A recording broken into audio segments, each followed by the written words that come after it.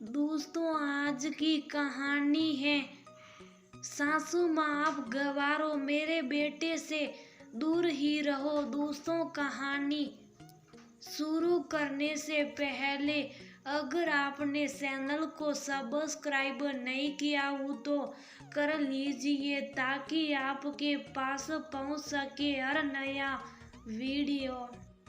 Shopping के bag हाथ में लिए सुंदर घर में घुसी थी कि देखा तो उसका 7 महीने का बेटा प्रिंस उसकी सास सरला जी के हाथों में था और जोर जोर से रो रहा था, जबकि उसकी सास सरला जी उसे शुभ कराती जा रही थी और बीच बीच में प्रिंस की केयर टेकर रोजी को डांट भी रही थी। अचानक सुंदर को सामने देखकर रोजी सुंदर से बोली, देखिए मैम, अब यहाँ पर काम नहीं करेंगे।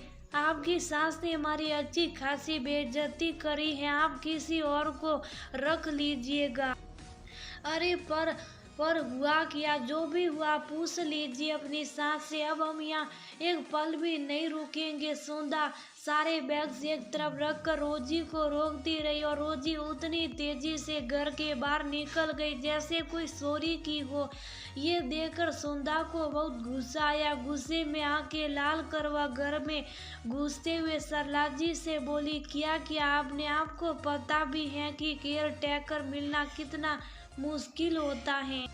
खुद ने तो अपनी पूरी जिंदगी घर और बच्चों में बिता दी, पर मेरा सुख चैन आपसे देखा नहीं जा रहा। गांव की गवार यहाँ पर गवारी रहेगी। कितनी बार कहा आपसे कि जिन हाथों से आप गोबर उठाया करती थी उन हाथों से मेरे प्रिंस को छुआ मत कीजिए, पर फिर भी कहते कहते सुंदर सरला जी के पास गई और प्रिंस को जबरदस्ती इनकी गोदी से छीनने की कोशिश करने लगी। प्रिंस को परेशान देखकर सरला जी ने प्रिंस को अपनी गोदी से हटाकर सुंदर को उसे ले जाने दिया, पर अंदर से सरला जी की आत्मा चित्कार उठी।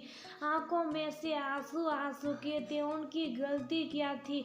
सिर्फ ये कि वह गांव की रहने वाली थी। पति तो बहुत पहले ही छोड़कर इस दुनिया से चले गए थे। एक ही बेटा था नवन। गांव में खेती बाड़ी कर अपने उस बेटे को बड़े प्यार से पाला था। वो ने बेटा पढ़ने में अच्छा था तो उसे शहर पढ़ने के लिए भी भेजा। हालांकि इसके लिए वो ने अपनी खेती की जमीन बेच दी। बस रहने के लिए छोटा सा घर और 2 गायें थी उनके पास अब, जिनका दूध बेचकर वह अपना गुजारा कर लेती थी। इधर रमन पढ़ लिख कर बड़ा आदमी बन गया और शहर में ही उसने सुंदर से शादी कर ली।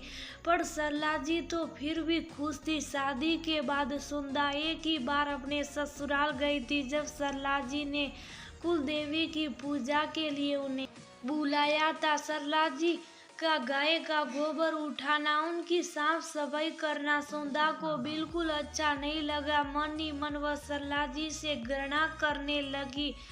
मुश्किल से सुंदर गांव में सिर्फ एक ही दिन रुकी। उसके बाद सरला जी जब भी गांव से शहर आती, सुंदर उन्हें रसोई में किसी चीज को हाथ भी नहीं लगाने देती। यहाँ तक कि जब प्रिंस हुआ तब भी सुंदर सरला जी को प्रिंस से हमेशा दूर रखती। प्रिंस के लिए सुंदर ने रोजी को केयर टेकर रख लिया, पर कभी सरला जी को हाथ ना लगाने देती। सरला जी कई बार प्रिंस को गोद में लेने के लिए तड़पती, पर सुंदर बवाल खड़ा कर देती। रमन में 1-2 बार कहा तो सुंदर ने काफी हगावा भी किया। बेटा बहू को लड़ते देखकर सरला जी ने खुद अपने मन को रोक लिया, पर आज सुंदर अपने बेटे को रोजी के हवाले छोड़कर शॉपिंग गई हुई थी। इधर रोजी अपने मोबाइल में लगी हुई थी। उसे ये भी ध्यान नहीं रहा कि प्रिंस खेलता खेलता सीढ़ियों की तरफ आ चुका और सीढ़ियां चढ़ने के चक्कर में 3-4 सीढ़ियां ऊपर भी चढ़ चुका। अचानक प्रिंस का पैर फिसला और वह नीचे गिर गया और जोर जोर से रोने लगा। उसका रोना सुनकर सरला जी खुद को रोक नहीं पाई, वह प्रिंस को गोद में लेकर शुभ कराने लगी, साथ ही साथ रोजी को भी डांट रही थी। उसी समय सुंदा आ गई और बिना किसी बात को जाने उसने तिल का ताड़ बना दिया, जिसका फायदा रोजी ने उठाया और शुभ साफ घर से निकल गई। सुंदा इतनी गुस्से में थी कि उसने एक बार भी ये नोटिस नहीं किया कि प्रिंस के सिर पर चोट लगी हुई है। थोड़ी देर बाद रमन घर आया तो सुंदा कमरे में प्रिंस को लेकर बाहर निकल कर आई और आते ही सरला जी को चिल्लाते हुए बोली, लगा दी ना मेरे बेटे के सिर पर चोट। अचानक सुंदा को इस तरह चिल्लाते देखकर रमन हैरान रह गया। क्या हुआ सुंदा, तुम चिल्ला क्यों रही हो और क्या हुआ? प्रिंस को मुझसे क्या पूछते हो? अपनी माँ से पूछो। देखो जरा प्रिंस के सिर पर कैसी स्लिंग आई हुई है, गिरा दिया तुम्हारी माँ ने मेरे बेटे को। इन्हीं के कारण आज रोजी भी काम छोड़कर चली गई। क्यों आती है ये मेरे बेटे के पास? आखिर क्या बिगाड़ा है मैंने इनका? सुंदा ने रमन को प्रिंस की चोट दिखाते हुए कहा। रमन ने सवालिया नजरों से सरला जी की तरफ देखा।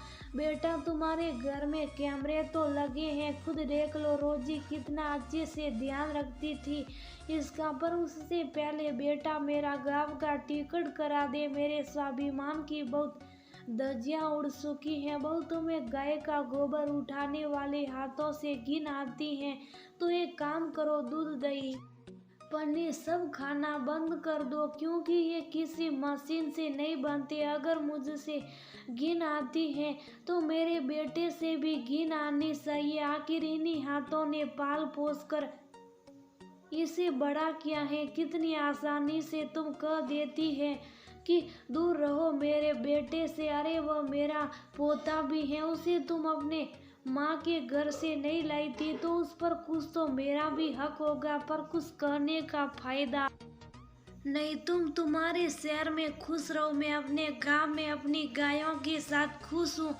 माना कि दोनों जानवर है, पर कम से कम मुझे अपना समझती तो है। कहते हुए सरला जी ने हाथ जोड़ दिए और कमरे में जाकर अपना सामान बांधने लगी। इधर रमन ने फूटी सेकी तो पता चला गलती रोजी की थी, लेकिन सुंदा से तो ये भी नहीं हुआ कि वह सरला जी से माफी मांग ले। रमन ने जरूर सरला जी को रोकने की कोशिश भी की, पर प्यार पर स्वाभिमान हावी हो चुका था।